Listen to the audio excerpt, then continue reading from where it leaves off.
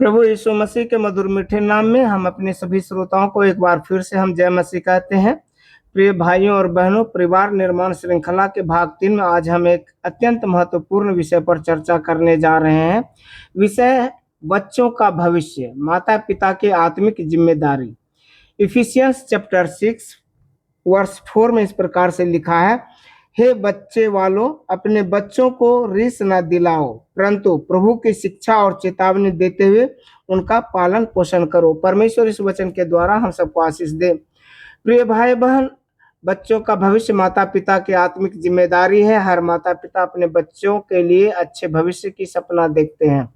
कोई चाहता है कि उसका बच्चा डॉक्टर बने, कोई चाहता है कि इंजीनियर बने, कोई चाहता है कि सरकारी नौकरी करे, कोई चाहता है कि विदेश जाए और बहुत पैसा कमाए। लेकिन आज परमेश्वर हमसे एक गहरा प्रश्न पूछता है, तुम अपने बच्चे के भविष्य के लिए संसार की तैयारी तो कर रहे हो, लेकिन क्या तुम उसे अनंत जीवन के लिए भी तैयार कर रहे हो?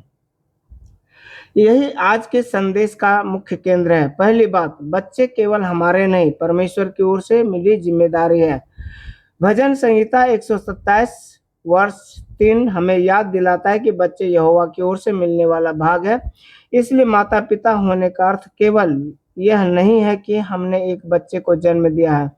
इसका अर्थ है परमेश्वर ने हमें एक जीवन की देखभाल करने की जिम्मेदारी सौंपी है। हम अपने बच्चे के कपड़े की चिंता करते हैं, उसकी फीस की चिंता करते हैं, उनके भोजन की चिंता करते हैं, उनकी नौकरी और विवाह की भी चिंता करते हैं।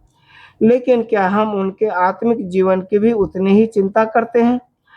यह प्रश्न हर पिता और हर माता के अपने हृदय में पूछना चाहिए, क्योंकि एक दिन बच्चे बड़े हो जाएंगे, वे घर छोड़ देंगे, अपने निर्णय स्वयं लेंगे, अपने जीवन का रास्ता स्वयं चुनेंगे।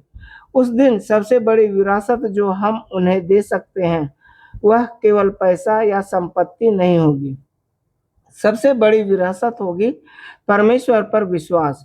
दूसरी बात, बच्चों को परमेश्वर का वचन सिखाना माता पिता की जिम्मेदारी है। व्यवस्था विवरण 6 का 6-7 में परमेश्वर अपने लोगों से कहता है कि उसके वचन हृदय में रखें और उन्हें अपने बच्चों को सिखाएं, घर में बैठते समय, रास्ते में चलते समय, सोते और जागते समय। ध्यान दीजिए, परमेश्वर ने यह जिम्मेदारी केवल स्कूल को नहीं दी, केवल चर्च को नहीं दी, केवल संडे स्कूल शिक्षक को नहीं दी, सबसे पहले परिवार को दी।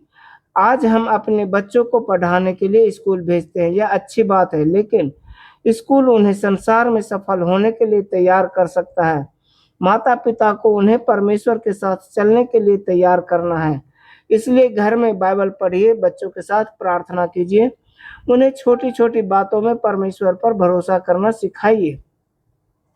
जब बच्चा परीक्षा देने जाए उसके साथ प्रार्थना कीजिए। जब बच्चा बीमार हो उसके लिए प्रार्थना कीजिए। जब बच्चा किसी समस्या में हो उसे केवल समाधान मत दीजिए, उसे परमेश्वर के पास जाना भी सिखाइए।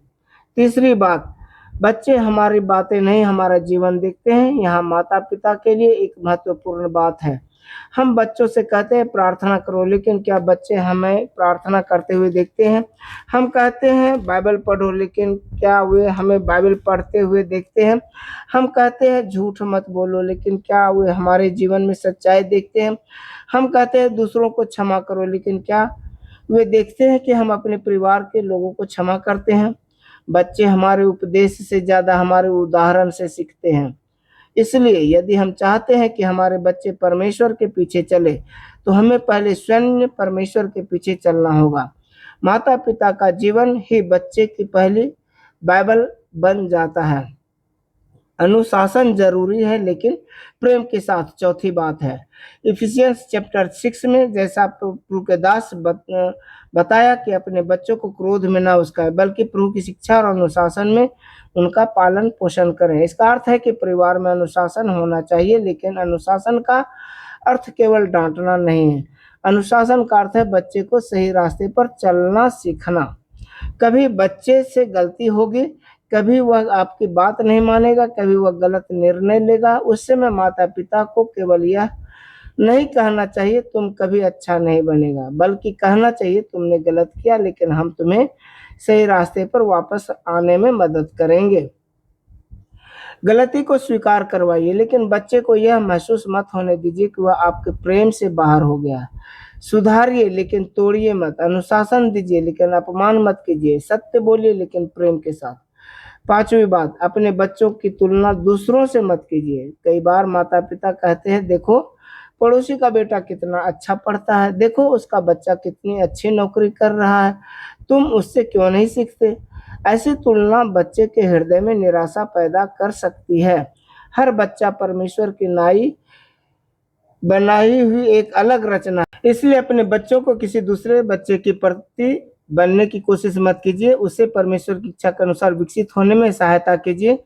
उसकी प्रतिभा पहचानिए, उसकी कमजोरी में प्रार्थना कीजिए, उसकी सफलता में परमेश्वर को धन्यवाद दीजिए और उसकी सफलता में उसका हाथ पकड़कर फिर से खड़ा कीजिए। छठी बात, बच्चों के लिए केवल प्रार्थना मत करें, उनके साथ प्रार्थना करें। यह एक महत्वपूर्ण अंतर है। हम कहते हैं मैं अपने बच्चे के लिए प्रार्थना करता हूँ, एक अच्छी बात है, लेकिन कभी कभी बच्चे को अपने पास बैठा कर कहिए, बेटा आज हम दोनों मिलकर प्रार्थना करेंगे। बेटी से कहिए, आज तुम मेरे साथ प्रार्थना करो। फिर बच्चे की समस्या के लिए उसके साथ परमेश्वर के सामने जाइए। जब बच्चा यह अनुभव करेगा कि मेरे माता पिता केवल मुझे डांटते नहीं, मेरे लिए परमेश्वर के सामने खड़े भी होते हैं, तो उसके मन में विश्वास की नींव मजबूत होगी। सातवीं बात, आज के समय में बच्चों के हृदय की रक्षा करना बहुत जरूरी है।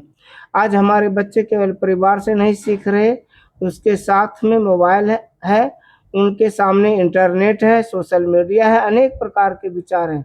इसलिए माता पिता की जिम्मेवारी है पहले से भी अधिक महत्वपूर्ण हो गई है। बच्चे को केवल यह मत कहिए मोबाइल मत चलाओ, उससे बात कीजिए, पूछिए तुम क्या देख रहे हो, किससे बात करते हो, तुम्हारे मन में क्या चल रहा है। बच्चे के साथ ऐसा संबंध बनाइए कि जब उसे कोई गलत बात परेशान करे तो वह सबसे पहले अपने माता पिता के पास आए। बच्चे की निगरानी से ज्यादा जरूरी है बच्चे के हृदय तक पहुंचना। आठवीं बात, बच्चों को केवल विरासत मत दीजिए, विश्वास की विरासत दीजिए। कल्पना कीजिए अपने बच्चों के लिए घर बनाया, उसे अच्छी शिक्षा दी, उसके लिए पैसा बचाया, उसके विवाह की व्यवस्था की, उसे संपत्ति दी, लेकिन यदि वह परमेश्वर से दूर चला गया तो क्या हमारी जिम्मेदारी पूरी हो गई? नहीं। इसलिए हमें अपने बच्चों के लिए दो प्रकार की विरासत तैयार करनी है, एक जीवन जीने की विरासत, दूसरी विश्वास की विरासत। पैसा समाप्त हो सकता है, संपत्ति बिक सकती है, नौकरी बदल सकती है, लेकिन परमेश्वर का वचन बच्चे के हृदय में बोया गया बीज उसके जीवन को लंबे समय तक प्रभावित कर सकता है। भजन संहिता 78:4-7 में परमेश्वर के कामों और उसकी शिक्षाओं को अगली पीढ़ी तक पहुंचाने की बात आती है। इसलिए हमारा लक्ष्य केवल यह नहीं होना चाहिए मेरे बच्चे मुझसे ज्यादा धनवान बने, हमारी प्रार्थना हो मेरे बच्चे मुझसे भी अधिक परमेश्वर के निकट चले। नौवीं बात, आज अपने परिवार के लिए एक निर्णय लीजिए। प्रिय भाइयों और बहनों, आज हम अपने परिवार के लिए कुछ निर्णय ले सकते हैं। आज से घर में प्रार्थना होगी, घर में परमेश्वर का वचन पढ़ा जाएगा, बच्चों को केवल डांटा नहीं जाएगा, समझाया जाएगा, बच्चे की तुलना नहीं की जाएगी, गलती पर सुधार होगा लेकिन प्रेम समाप्त नहीं होगा। माता पिता अपने जीवन से विश्वास का उदाहरण देंगे और सबसे महत्वपूर्ण, हम अपने बच्चों को संसार में सफल होने के साथ साथ परमेश्वर में स्थिर होने के लिए तैयार करेंगे। यहोशू ने कहा था, मैं और मेरा घराना यहोवा की सेवा करेंगे। भाग 2 में हमने घर को परमेश्वर की उपस्थिति का स्थान बनाने की बात की थी। आज भाग 3 में हम कह रहे हैं हम अपने बच्चों को भी उस उपस्थिति में बढ़ाएंगे। प्रिय माता पिता, हो सकता है आज आपका बच्चा आपसे दूर हो सकता है वह परमेश्वर से दूर चला गया, हो सकता है आप सोचते हो अब कुछ नहीं हो सकता, लेकिन आज निराश मत होइए।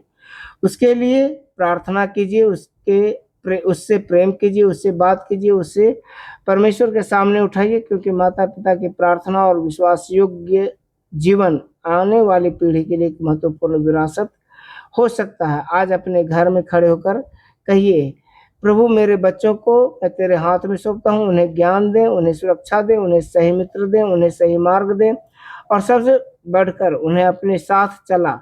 मेरे जीवन को ऐसा उदाहरण बना कि मेरे बच्चे मेरे शब्दों में नहीं मेरे जीवन में मसीह को देखें। और अंत में फिर वही घोषणा, मैं और मेरा घराना यहोवा की सेवा करेंगे। आमीन। आइए एक छोटी सी प्रार्थना करें। हे स्वर्गीय पिता, हम अपने बच्चों और आने वाली पीढ़ी को तेरे हाथ में सौंपते हैं। माता पिता को बुद्धि दे कि वे अपने बच्चों को प्रेम, अनुशासन और तेरे वचन में बढ़ाएं। बच्चों को सही मार्ग चुनने की बुद्धि दे, उन्हें बुरी संगति और गलत प्रभाव से बचा। हमारे घरों में प्रार्थना को जीवित कर, हमारे जीवन को ऐसा उदाहरण बना कि हमारे बच्चे हमारे द्वारा तुझे पहचान सके। हमारी अगली पीढ़ी हमसे भी अधिक विश्वास में मजबूत हो और तेरे नाम की महिमा करे। यीशु मसीह के नाम में मांगते हैं, दया से सुनिए, स्वीकार कीजिए, आमीन। प्रभु एक बार फिर से इन सारे वचनों के द्वारा हम सबको आशीष दे। धन्यवाद। तब तक के लिए अगले एपिसोड में हम फिर मिलेंगे।